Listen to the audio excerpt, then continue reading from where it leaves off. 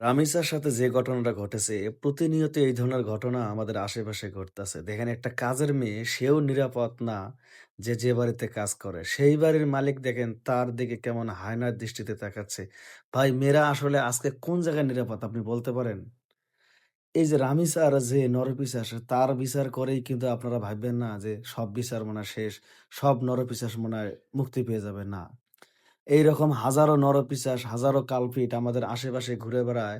হয়তো রামিসার ঘটনাটা প্রকাশ পেয়েছে বিদায় তার আজকে বিচার হচ্ছে।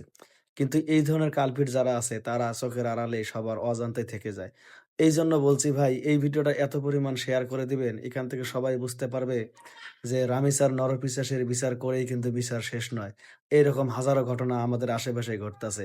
তাই এই ভিডিও থেকে সবাই এলার্ট হবে এবং সবাই সচেতন হবে যে আমাদের সবাইকে সচেতন থাকতে হবে। দেখেন, একটা কাজের মেয়ে সেও কিন্তু সেই বাড়িতে নিরাপদ নয়। অবশেষে সেই কাজের মেয়ে কিন্তু গিয়ে তার মালকিনকে বলতেছে, "ম্যাডাম, ম্যাডাম আপনি যদি আজকে বাড়িতে না থাকতেন আমার সর্বনাশ হয়ে যেত।"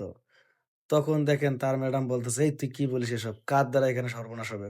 বলতেছে, "আপনি যদি বিশ্বাস তো করবেন না আমি জানি তারপরেও বলি, আপনার হাসব্যান্ডের দ্বারায়।" এখন দেখেন সেই কথা শোনার পরে এখন তার যে মালকিন তারও সন্দেহ হয়েছে। কি?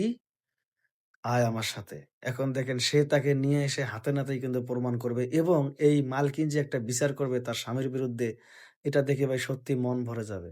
এখনো এরকম আমাদের দেশে হাজারো মা-বোন আছে, তাদের দেখে সেলুট দিতে হয় যে তাদের বিচার সেইরকম। কাজের মেয়ের কথা শুনে সে তার স্বামীকেও ছাড় দিল না, স্বামীকেও কিন্তু কঠিন বিচার করালো। এমনকি দেখবেন তার স্বামীকে মাফ চাওয়াবে সেই কাজের মেয়ের কাছে। এই আপুর মানে সবকিছু দেখে তাকে আমি সেলুট দিতে বাধ্য যে আপু একটা সেলুট পাওয়ার মতো কাজ করেছে। এখন দেখেন আপু পুরো বাড়ি খুঁজতেছে যে কোন জায়গায় তার স্বামী। সে তার স্বামীকেও কিন্তু ছাড় দেবে না। এখন সব জায়গায় খুঁজতে গিয়ে হঠাৎ করে তার মনে হবে যে তার স্বামী কি ব্যালকনিতে আছে কিনা। আসলেই তার স্বামী কিন্তু এই ব্যালকনিতেই আছে। দেখেন, এই যে ব্যালকনির দরজা যখন লাগানো তখনই তার সন্দেহ হয়েছে। ব্যালকনিতে নক করার পরে এখন তার স্বামী দেখতেছে আর তো কোনো লুকিয়ে রেখে লাভ নেই। কারণ লুকিয়ে থাকলে তো আমার ওয়াইফ যদি চিল্লাচিল্লি করে তাহলে তো আরো মান-সম্মান যাবে। এখন সে সুন্দরভাবে বেরিয়ে আসলো এবং তার ওয়াইফের কাছে এসে এমন সাধু সাজতেছে, সে কোনো কিছুই জানে না। ভাই আসলে এই ধরনের যারা এই ধরনের কাজগুলো করে তারা কি একটাবারও ভাবে না যে আসলে আমরাও তো এক পরিবারের মানুষ। এই যে কাজের মেয়ে বলেন বা যারাই বলেন তারা কোনো না কোনো তো পরিবারেরই সন্তান। তাদের সাথে আমরা এই ধরনের কাজ কেন করি? দেখেন, তার এত সুন্দর বাড়ি আছে, এত সুন্দর একজন ওয়াইফ আছে। এসব থাকা সত্ত্বেও এই ধরনের কাজে কেন লিপ্ত হয় ভাই? প্লিজ ভাই দেখেন কাজের মেয়েটা কিভাবে কান্দতেছে ভাই। মানে এতটা কষ্ট লাগতেছে যা বলার মতো না। তাহলে আজকে আশ্রয় মানুষ কোন জায়গায় পাবে যদি এই ধরনের কাজ হয়?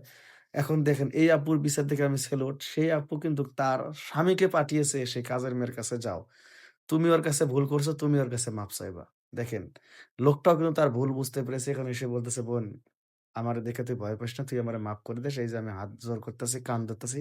আমি আর জীবনে এই ধরনের কাজ করব না।" ভাই, এটা কিন্তু একটি গল্প। রামিসার সাথে কিন্তু গল্পের মতো ঘটনা ঘটেনি। ঘটেছে কিন্তু উল্টাটা। এরকম বিচার কিন্তু আমরা সবাই চাই। কিন্তু আমি গল্পের মাধ্যমে এরকম বুঝিয়েছি আমরা যেন এই ধরনের কাজ কেউ না করি। সবাই যেন সবার জায়গা থেকে সচেতন থাকি এবং আমাদের সন্তান যেন সচেতন থাকে এবং সন্তানকে কিভাবে আমরা লালন-পালন করব এদিকে যেন আমরা সুদৃষ্টি রাখি।